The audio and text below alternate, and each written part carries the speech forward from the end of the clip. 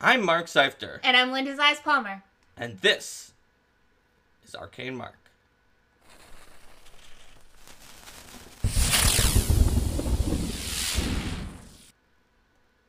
Hello everyone, and welcome to Class Chat Rogue, where we either talk about the rogue or talk around the rogue and subliminally send messages about the rogue as the rogue hides in the shadows. You're about to find out which one we're going to do right now as we talk about the rogue. So the rogue is one of the core 4 classes that was created before any of the other ones during an alpha time. It started with just like 1 5th level rogue that didn't know how they got to 5th level or where they were going, and just kind of branched out from there, just like the fighter, the wizard, and the cleric. Means that like every designer had their hands in the rogue a lot. And the rogue class has some really cool things. So let's talk about the rogue. First, there's the rogue, Mauricio. She is an elven rogue who likes to rogue it up. So what does it mean to rogue it up? Well, a rogue, there are a lot of things that you might think of when you think of rogue. When it comes to how the core rulebook defines a rogue, and it says, you are skilled and opportunistic. Using your sharp wits and quick reactions, you take advantage of your opponent's missteps and strike where it hurts most. You play a dangerous game, seeking thrills and testing your skills, and likely don't care much for any laws that happen to get in your way. While the path of every rogue is unique and riddled with danger, the one thing you all share in common is the breadth and depth of your skills. So it says basically all the rogues are different, but you have tons of skills. That's Pretty much, essentially yeah. the through line here. Your key ability score is very fittingly for all rogues are different, but do you have one that covers your skills? Is dexterity or other. So it's either dexterity or an option for the rogue's racket, which we'll be getting to in just a moment here. You have 8 hit points to go with, which is not as many as the fighter, but should be plenty for someone who's sneaking around. So, according to the core rulebook, some ways you might roleplay your character are that during combat encounters, you might move stealthily so to catch foes unawares. You're a precision instrument, more useful against a tough boss or distant spellcaster than against rank and file soldiers. During social encounters, your skills give you multiple tools to influence your opposition. Pulling cons and ferreting out information are second nature to you. While exploring, you sneak to get the drop on foes and scout for dangers or traps. You're a great asset since you can disable traps, solve puzzles, and anticipate dangers. In downtime, you might pick pockets or trade in illegal goods. You can also become part of a thieves guild or even found one of your own. You might hone your skills through intense practice, both on your own and out in the world. Know where to attain illicit goods. Skirt or break the law because you think it's meaningless or have your own code. Others probably find you charming or fascinating, even if they think they know better than to trust you. Come to you when they need someone who is willing to take risks or use questionable methods, or suspect you're motivated primarily by greed. We have some folks in the chat talking about the versatility of the rogue and asking if rogue is one of the most popular multi-class archetypes. I think it's certainly a popular multi-class archetype in general, because of the fact that it gives you a lot of skills. The sneak attack is very, very, very, very powerful. Possibly a little too powerful. But that's okay, because we set the baselines in the core rulebook. So I think it is a very popular multi-class, to be honest. So let's see. Initial proficiencies, you're going to start with expert in perception, reflex, and will. Your only weakness is that you're only trained in fortitude. That's pretty good, to have all of those. Your skills are where you really shine. You're trained in stealth, 1 or more skills determined by your rogue racket, and then a number of additional skills equal to 7 plus your intelligence modifier. That's 7 plus your intelligence modifier. That is a lot of skills. That is the most skills. Your attacks, you're trained in simple weapons, rapier, sap, short bow, and short sword, plus unarmed attacks. For defenses, you're trained only in light armor and unarmored defense, and of course you're trained in your rogue class DC. That's not all you start with. You also have sneak attack, which gives you 1d6 more damage with certain kind of lighter kind of weapons, agile and finesse weapons, against creatures who are flat-footed, and also with ranged attacks, which can be handy. You also get surprise attack, where on the first round of combat, if you rolled deception or stealth for initiative, basically the sneaky, tricky ones, you are all creatures who went after you in combat were automatically flat-footed to you, even if you were just obviously there, standing there. You use deception, and if they go after you, they're flat-footed to you. They don't expect exactly when and how you're going to strike. If you don't have surprise attack, you would have had to actually be hidden to them with using stealth for initiative, which is not impossible for other classes to do. But you wind up needing to not only beat them in initiative, but also beat their perception DC if you want to actually start the fight hidden to them.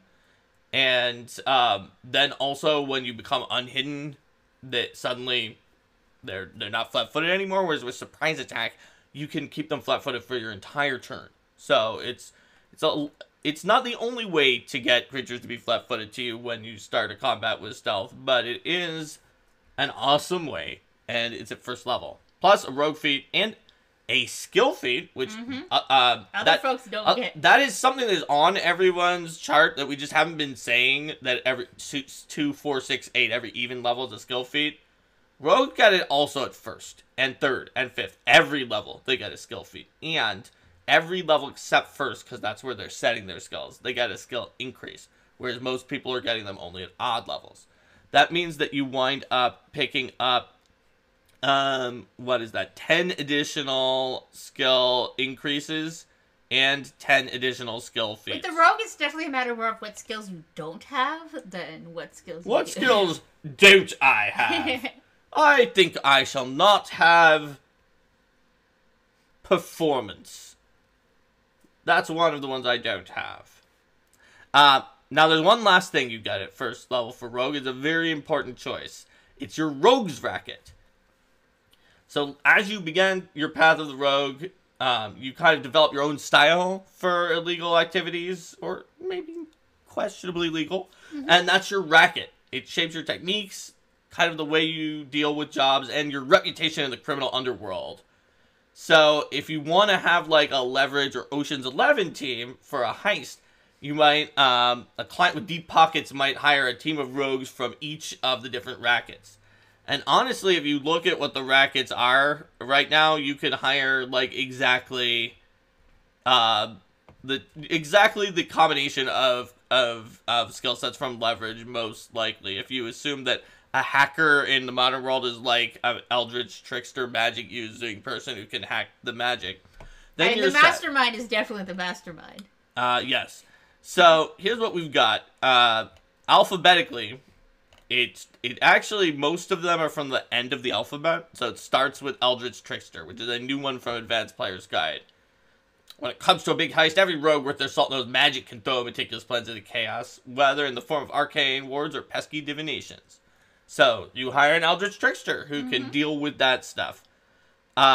Basically, you wind up getting a super quick multi-class into a spellcasting class, and you can pick up the Magical Trickster Rogue feat very quickly. Plus, it's got some Eldritch Trickster only feats to back it up later on, including debilitations, which we'll get to as a main feature, but that can really mess with spellcasters in a way that make the spellcaster very upset. Then there's the Mastermind. Where others might use sleight of hand or a silver tongue to achieve their objectives, you rely on your intellect to craft intricate schemes. So you're someone who's always scheming. You're planning 10 steps ahead. And we have built a NPC mastermind, Minotaur, named Minotauriarty. Minotauriarty is on one of the build and NPC workshops. But the masterminds, basically you identify something using recall knowledge, making it flat-footed against your attacks for a little while. Maybe even a minute if you critically succeeded. And you wind up gaining, the extra skill for Eldritch Trickster is the magic skill for the magic that you picked. Mastermind is society plus one of the following knowledge-ish skills: Arcana, nature, occultism, or religion. So the Mastermind, I think, actually winds up with with more skills.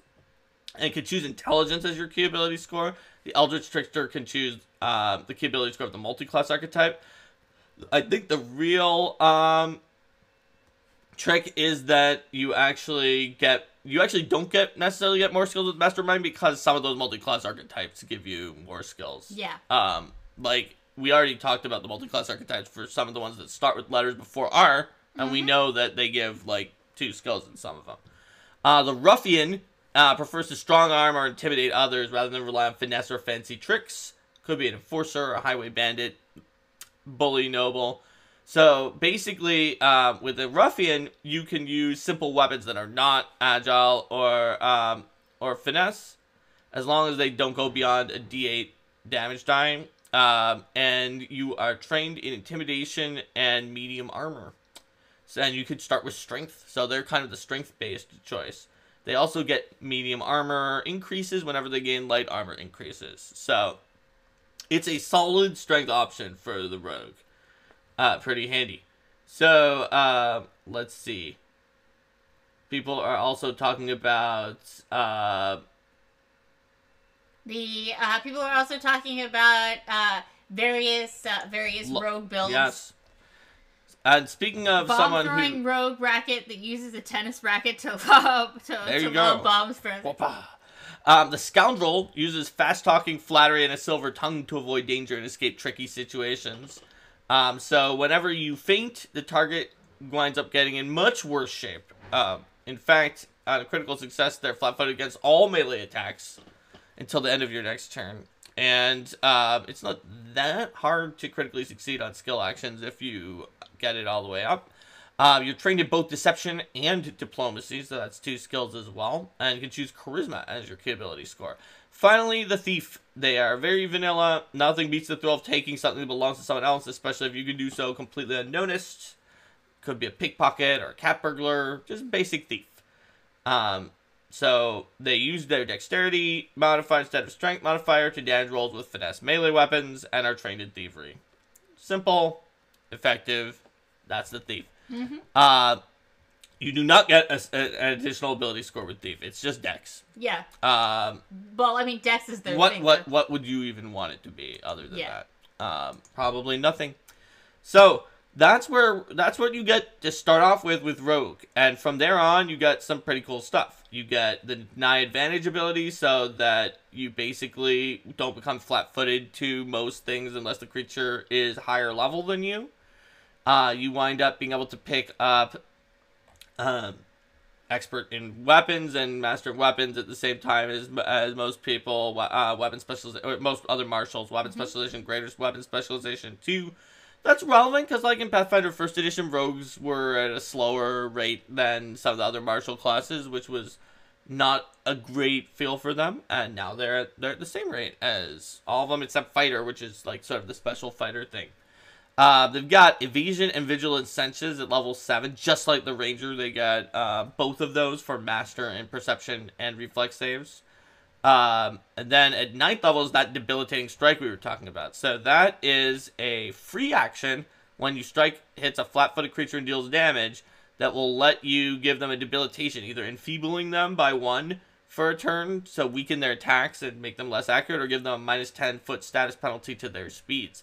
But those are just the starting debilitations. You can pick up more with feats, and there's some special debilitations that only your racket might have. Mm-hmm. That's what I was talking about with Eldritch Trickster. Has some that are sort of like anti-caster. The Mastermind has some that are very like tactical, like, oh, well, in that case, you can't provide your flanking bonuses or something like that.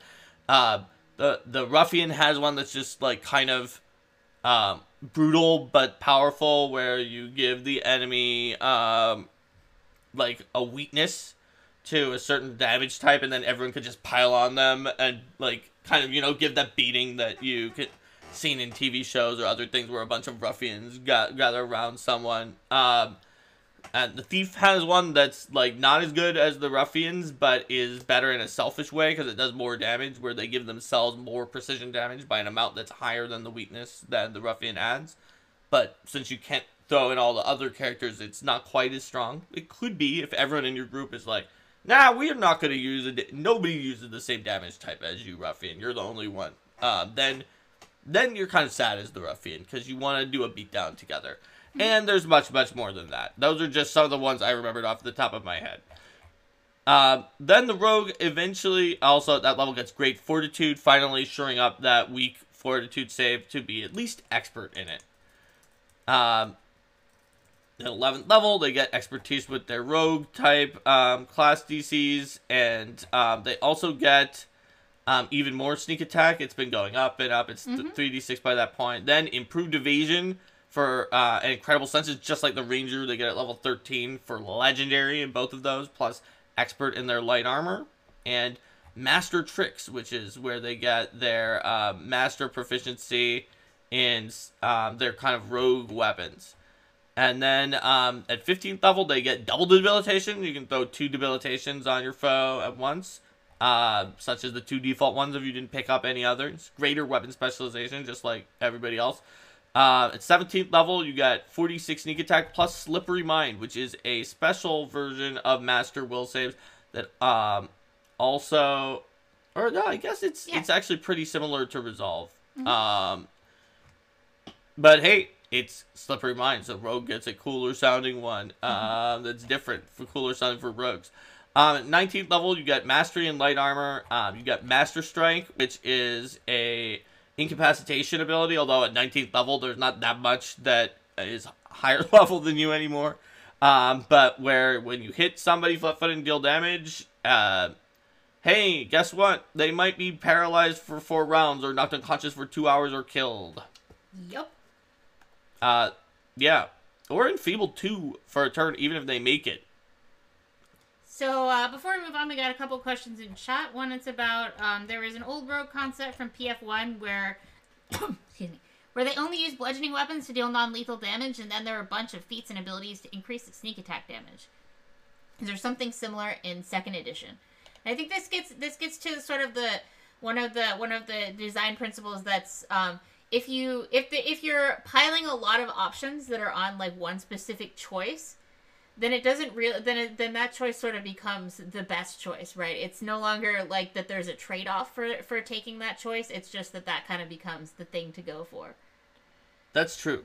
So generally when you're designing something, that assuming that you're operating from a baseline where you actually design things and you put in a lot of good options, which is what you're trying to do anyway, it is a mistake to design an option that narrows you down to a choice that is, one of the best options out there anyway, and then gives you a bunch of advantages for it, because someone was going to choose that anyway. There's not really a trade-off, right? So if there's something that's like you get a massive bonus to damage, but only when you're using greatswords, then like greatsword was comparable to other options anyway, so then you're just going to be better than those other characters who don't have that option. And imagine if you had that for everything. Then it just ups the power by however much you added for everyone.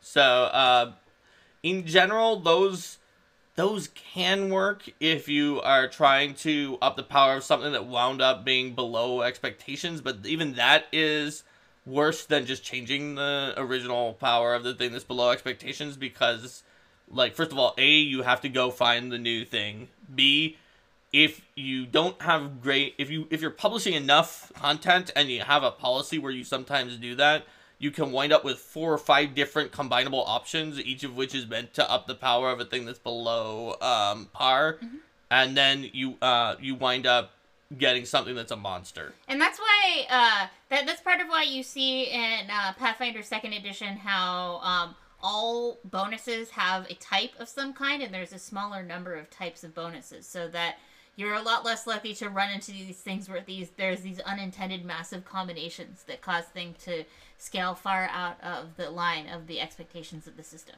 which means that you're a lot less likely to get a character that just completely destroys all challenges, and you're also a lot less likely to get a character that struggles to face the challenges that are presented. So that you have parties themselves that are more where the range is the range of optimization is narrower, which makes it a lot easier to balance fair adventures. And as Rico says, the rogue non-lethal thing where you stacked all of them up absolutely was an example of that. That's true. There were also a lot of them for kind of one-handed, because in Pathfinder First Edition, especially if you used a one-handed weapon and left the other hand free, you were just drastically weaker than someone who used the two-handed by so much. Mm-hmm. And so there were a lot of things that were like, you take this, whatever the option is, and it gives you, and they were generally balanced. It was like, it gives you whatever you would normally get for taking an option, which already should give you something, plus enough to make one-handed weapons, like, even. But then they were so far behind that, like, let's say that, like, normally a feat is worth 1, and one-handed weapons were 10 behind. So you could have a feat that gives you 11, and it's like, oh, that's great. Except for then, if there are 5 feats that give you 11, you just gained 55, and most people would have gained 5.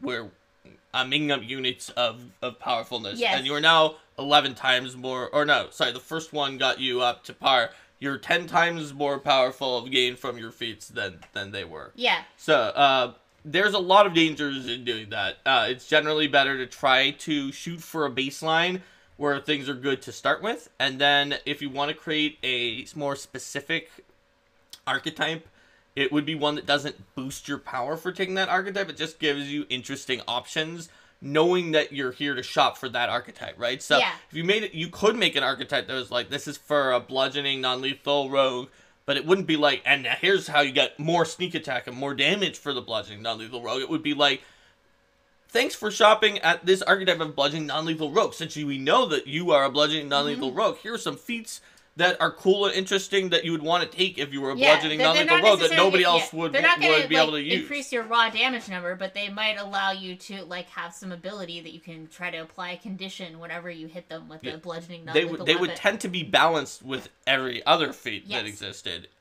instead of being stronger like the ones that were talked about in the question. But they would be specific, and they would let you fulfill the fantasy of a bludgeoning non-lethal rogue. So I'd say, if you want to homebrew it, that's the way I would recommend. But honestly, like, it's your game, so if you can, anyone can homebrew in whatever direction they want. That's just that's my advice on that. Yeah, and I think it's a somewhat related question about the rogues getting scaling proficiency in certain specific martial weapons, but there are other weapons that might make sense for a rogue, like a star knife or a sword cane. They absolutely do.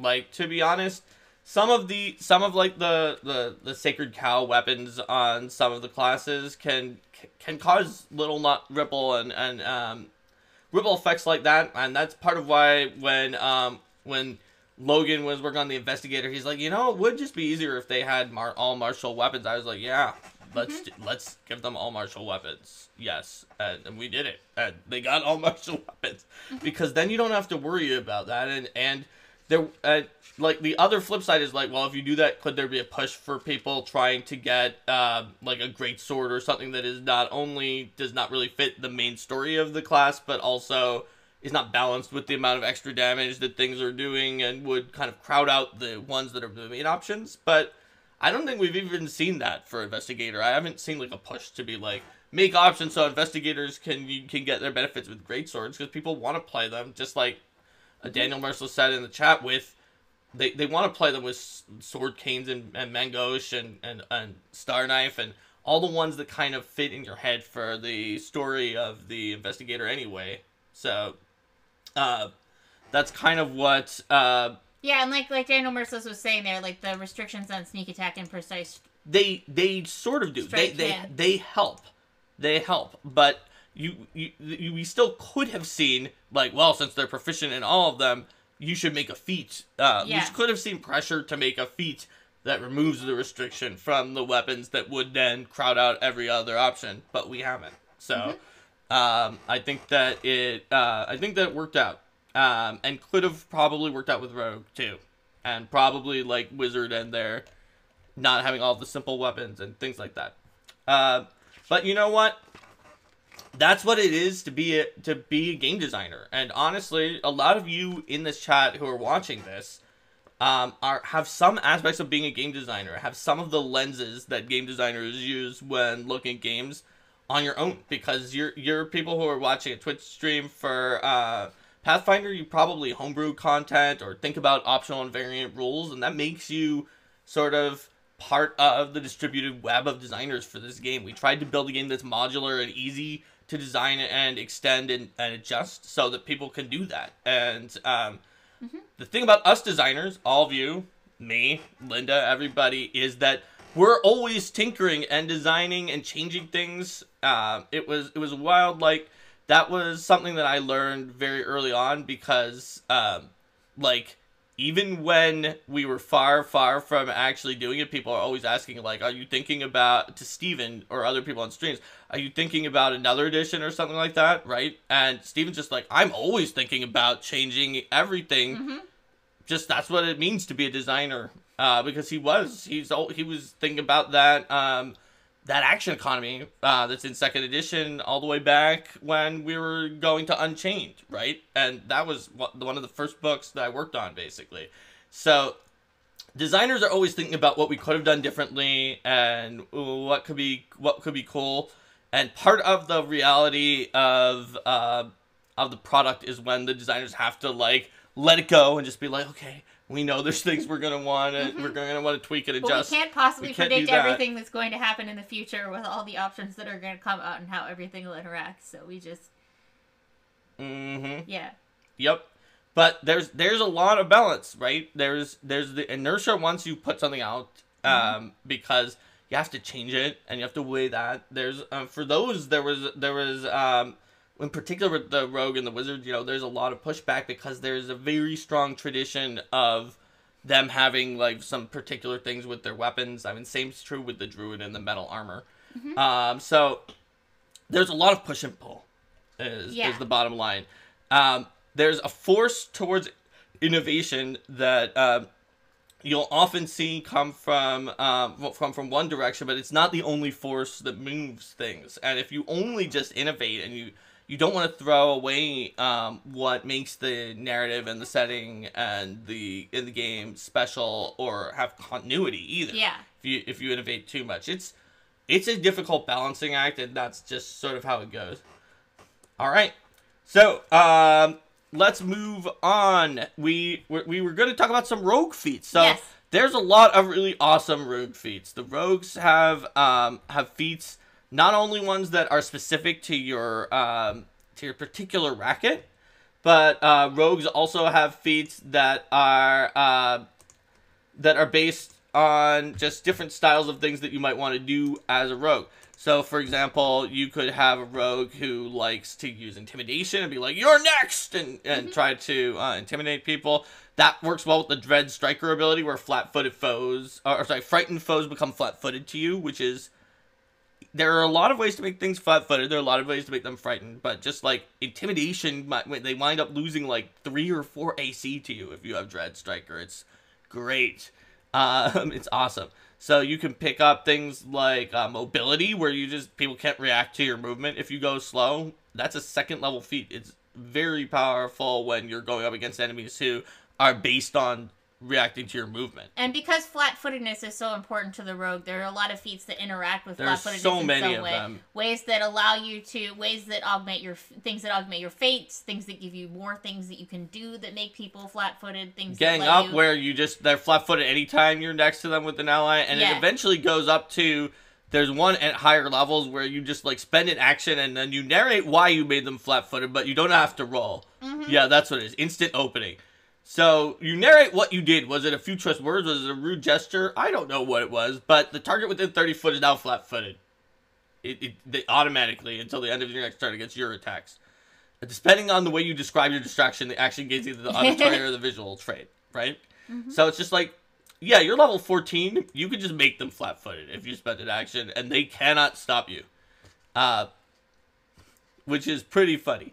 There's also abilities that sometimes require legendary in particular skills and just let you do things that are very implausible, like implausible infiltration, where you implausibly go through a wall because you found imperfections or tiny holes or something. I don't know, but I think that one unfortunately had to gain the magic trait. But a lot of these did not even gain the magical trait for the rogue, and they could just do some Perfect ridiculous distraction, thing. sneaking away. I think Cloud Step, where they can walk across water, air, or solid surfaces, managed to not have the magical trait.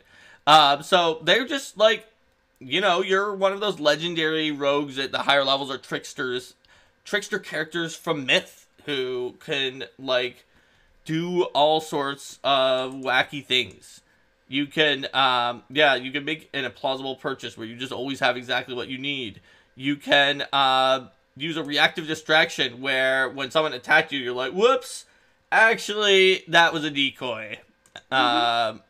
You can, let's see, what was Impossible Striker again? That's the one where, oh yeah, even if your opponent can see everything coming, you do your full sneak attack damage to all targets, even if they're not flat-footed. Yep. So it's just like, yeah, no, I always do sneak attack. Always. Taratar's had a question. How do you think a campaign that had all players play as one class, such as an all-rogue party, might be received?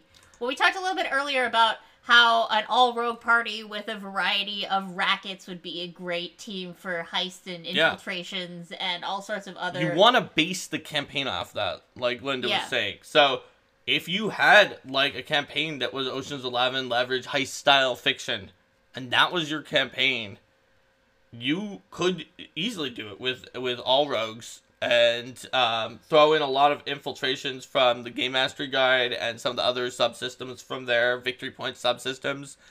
And in that case, you'll want to consider the strengths and weaknesses of those classes. So if the classes are going to push them all toward like, yes, everybody's going to be trained in a particular skill, then you know that challenges with that skill are going to be things that they're really going to excel at. But everybody's going to have stealth. Everybody's going to have stealth, for example.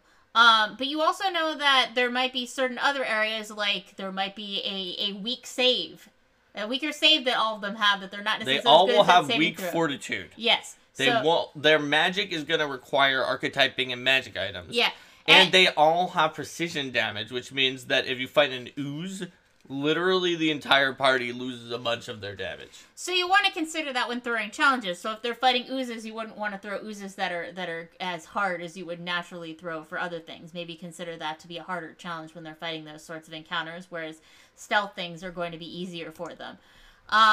And like you said, archetypes are also a great way for people to be able to specialize into some other abilities if you want to make sure that the party's got a bit of healing magic or a little bit more versatility on the magical end for the rogues, or if you have a more magical party, having some who focus, like if you had a party of all druids, for example, having some who focus more on the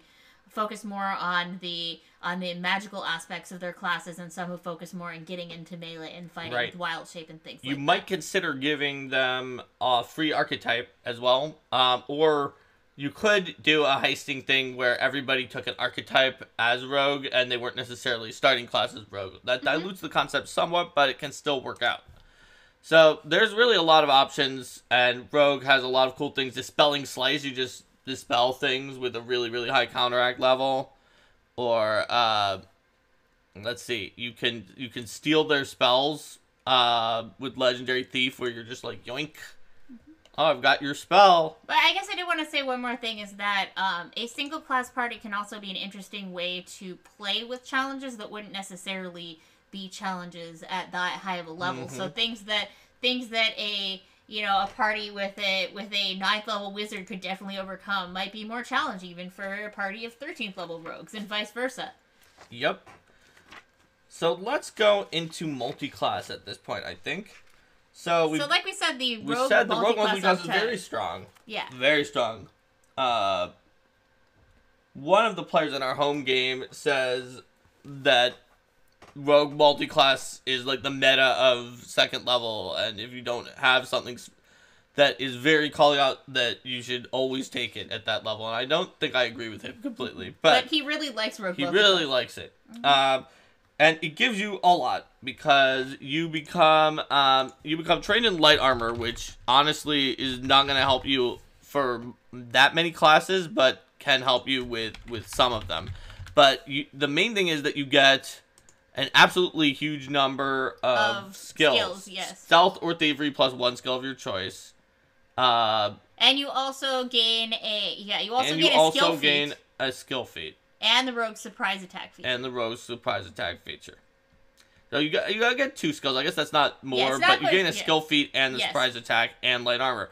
Then you get sneak attacker at level 4, which yes, it takes a little while to increase to 1d6, but honestly, that's still ridiculously strong for a feat. There's almost no ways that you can add 3.5 damage to your attack from spending a feat, or even 2 feats if you don't care about anything else from Rogue Dedication. You got basic and advanced trickery. Those are pretty standard getting Rogue feats. Skill mastery at 8th can give you one of your skills from expert to master and another from trained to expert. And you can keep select it up taking to that as 5 many times. Pretty much as many times as it's going to be feasible for you to take from there on You out. can't take it more than 5 times, though, because then you'll have gotten the same number of extra skill increases as a rogue. Although, I suppose that when it was created, it was designed to be reasonable so that nobody was going to go out of control, but now you can do rogue with investigator multi-class or investigator with rogue multi-class. So that can get pretty out of hand. Uncanny Dodge gives you the Deny Advantage class feature, which is a strong class feature for preventing certain types of foes from hurting you. And then that's at 10th. At 12th level, you can get Master at Reflex Save if that's your weakness. And we saw some classes where that was their only weakness. So. Phil Little Cat God is talking about saying that Sneak Attacker, they'd say, isn't the highlight. They'd argue that Mobility or Nimble Dodge would be more universal. Mobility is really good. I'm not gonna lie, but Sneak Attacker is a lot of extra damage for a character who was already using weapons that benefit from Sneak Attacker. But they're all useful, for sure. And Nimble Dodge is definitely a powerful feat that is stronger than, like, what some people online give it credit for. It is, Feld Lokat God, and I agree with that, but Mobility is just amazing. And is definitely another thing that our player who took it and said that is good. Said you should He take. Absolutely took Mobility as well. It was on his wizard, and he would use it to get out of trouble, for sure. You're right that is very, very strong. The fact that that we can be talking about things being about how high the power level benefit is Of various things that you could pick and which one is the most is just more indication that Rogue is a very strong multi-class. Now, there are some caveats that I kind of got into sidelong here. If you're not using a weapon that works with the Rogue Sneak Attack, you're not going to get any benefit from Sneak Attacker. It still might be a good archetype for you because so much about it is good. But that one you're not going to benefit from. So that means that, like, if you're a swashbuckler or an investigator, that's huge because you're definitely going to be using that kind of weapon. Whereas if you're like a barbarian, you're probably not going to be using that kind of weapon, and you probably don't care as much about Sneak Attacker. You still might care about the other things with Rogue, though, especially since Barbarian is one of those classes that Reflex is their weakest save, and so you can fill in your last save. Rogue is a good multi-class archetype for pretty much any class, and for Rogue, you can go into other classes and that synergize with. We were kind of talking about this when we said you could add a free archetype. You could add a free archetype to your all rogue party, but rogues who have enough skills and ability to diversify with their rackets that you can go into a multi-class that fits your racket. I mean, heck, Eldritch Trickster makes you go into a spellcaster multi-class and gives it to you early. So there are, like, if the Eldritch Trickster style, where your rogue will also take spellcasting multi-class, is great because you have some spells to put up your sleeves for situations where magic can get you out of trouble. You could take some of the martial multi-classes or some of the archetypes from the Advanced Player's Guide to go with your combat style. Really, for fighting. Rogue is a very versatile class, and so pretty much any multi-class is going to work well with them. As long as the multi-class isn't like, this is all about using the weapons that you can't sneak attack with. Fighter or dual weapon warrior for double slice. Yes, it does intentionally actually anti-synergy with Rogue by not letting you add your precision damage twice. But that's only because it's so good for a 2-weapon fighting Rogue that it's still actually good. It can be unsatisfying because you hit and don't get it both times. But assuming that you have a lot of other ways to get flat-footed, then it's better than 2-weapon feint. 2-weapon feint is nicer for the Rogue because why would we assume that you necessarily have the ways to get flat-footed? You might not. Yeah. And 2 Up and Feint lets you hit with essentially only a -2 on your second attack if it created the flat-footed, and add your sneak attack to that. So there's a lot to like about multi-classing or taking our other archetypes with the rogue into almost any direction. And rogue is good to take for a lot of different kinds of characters. All right. Anything else you wanted to say about the rogue, or shall we say goodbye to YouTube? I think that's about it. Did you have anything else about the rogue, Linda? I'm good. All right. I mean, your first ever Pathfinder First Edition character was a rogue. That is true. All right. That's true. She was a fun character. Mm-hmm. All right. Well, bye, YouTube. See you next time. Bye.